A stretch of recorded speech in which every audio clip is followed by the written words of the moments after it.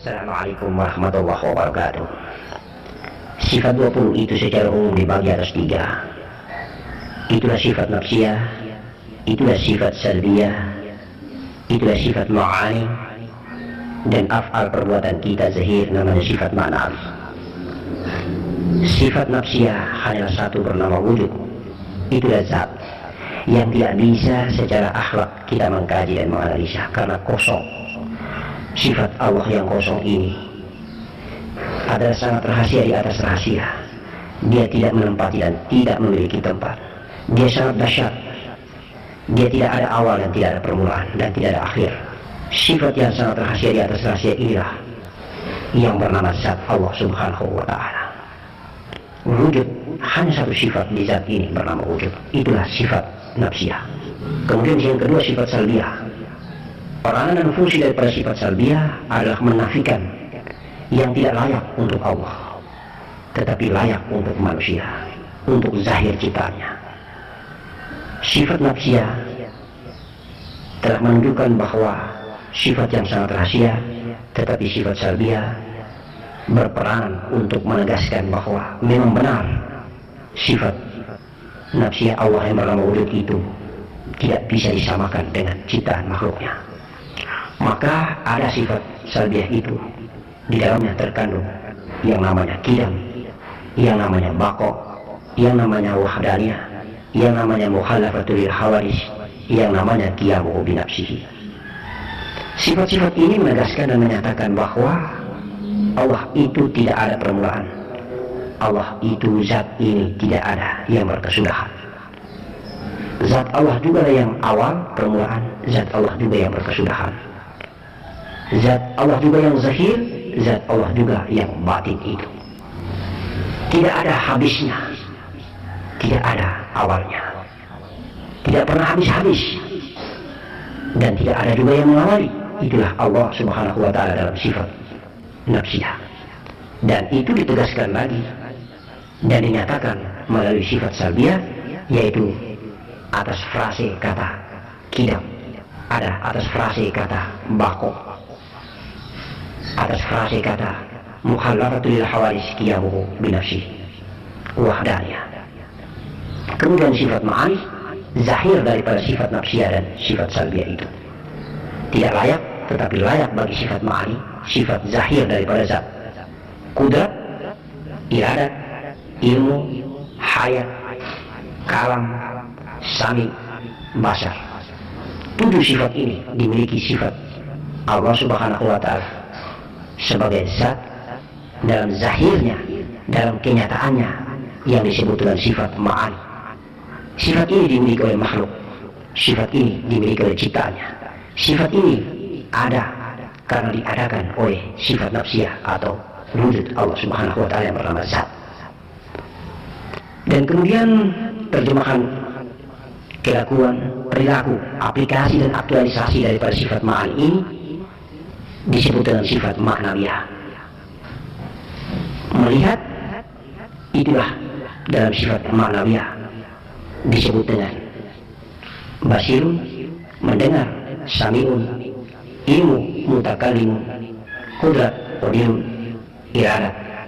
Sementara lisan dan kalam berbicara. Diterjemahkan 7 sifat ma'ani ini diterjemahkan dalam sifat af'al, perbuatan, aplikasi, aktualisasi, perilaku daripada zahirnya zat Allah yang bernama makhluk ciptaannya, manusia dan alam semesta ini.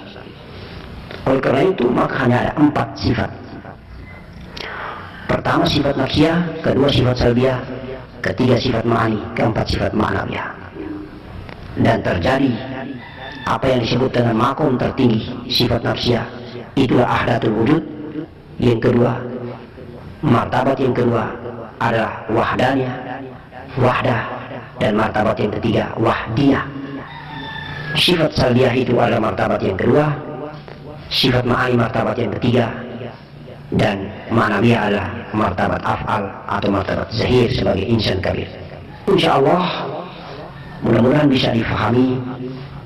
Itulah ketika Allah dalam keadaan zat atau kosong, maka sifat nafsiyah. Kemudian Allah menzahirkan dirinya menjadi Nur Muhammad, titik, menjadi sifat ma'ani. Kemudian Allah mengunjungi huruf, mengunjungi zahirnya berupa jiwa, nafas, dan jasad. Itulah sifat ma'nawiyah. Oleh karena itu Abah menegaskan ulang-ulang, yang berstatus sebagai hamba adalah jiwa, nafas, dan jasad. Sementara yang berstatus sebagai diri Allah Subhanahu wa Ta'ala yang sejati adalah titik Nur Muhammad.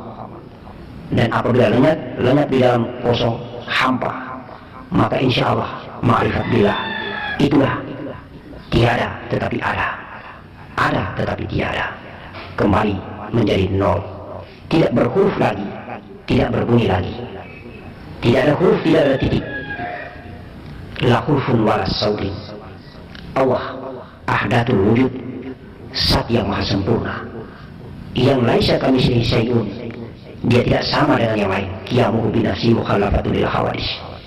Dia qiyam, dia baqo, dia awal, dia juga akhir, zahir juga dia, batin juga dia. Itulah zat yang maha sempurna. Maka berbicara sifat 20 ini, cara mengamalkannya adalah pertama, dengan sengaja kita zahir sadar, mensengajakan berpikir, mengkaji, menganalisa, dan menemukan bahwa sesungguhnya yang melihat adalah Allah, yang mendengar adalah Allah, yang bicara adalah Allah, yang berpikir adalah Allah, yang sementara jalan dengan kaki ini adalah Allah, yang bergerak dengan tangan adalah, yang menggerakkan adalah gerakan Allah. Maka tangan, kaki, mata, telinga, zahir dan jasad, benda mati, diremoti, digerakkan oleh Allah melalui datangnya kunjungan Allah terhadap Nur Muhammad, kunjungan Allah terhadap nafas dan jiwa. Sehingga ketika Allah mengunjungi Nur Muhammad, ketika Allah menjadi nyata sebagai jiwa dan nafas, bergeraklah benda-benda mati yang bernama kaki, tangan, mata, telinga, mulut, otak ini. Oleh karena itu maka zahirnya telah kita ketahui, tetapi gaibnya yang mengatur dan menggerakkan ini adalah nafas jiwa Nur Muhammad, zat Allah. Zat Allah dari kosong zahirkan dirinya menjadi titik, dan titik Nur Muhammad ini dizahirkan lagi menjadi nafas dan jiwa, yaitu huruf, kemudian menjadi lebih nyata sebagai jasad. Itulah kata-kata dan kalimat, itulah kalam dan lisan. Insya Allah pertama kita dengan sengaja menzahirkan pikiran, otak, kaji kita menganalisa untuk menerjemahkan jalan Allah, dengar Allah, penglihatan Allah, lisan telah bicara Allah. Kemudian yang kedua, kita ikuti perjalanan ibadah yang diajarkan baginda Nabi melalui sholat, melalui membacakan Al-Quran, melalui menjalankan perintahnya, hadisnya, sunnah dan kebiasaannya, melalui zikrullah. Maka kita akan menemukan hakiki sejati diri Allah yang berada di dalam diri kita, yang berada di dalam zahirnya jasad ciptaan ini, yaitu di kolbi dan rasa. Ketika kita melalui kendaraan zikir, sholat, ibadah kepada Allah, kita bertemu dengan Allah yang menyatakan dirinya berada di hati kita.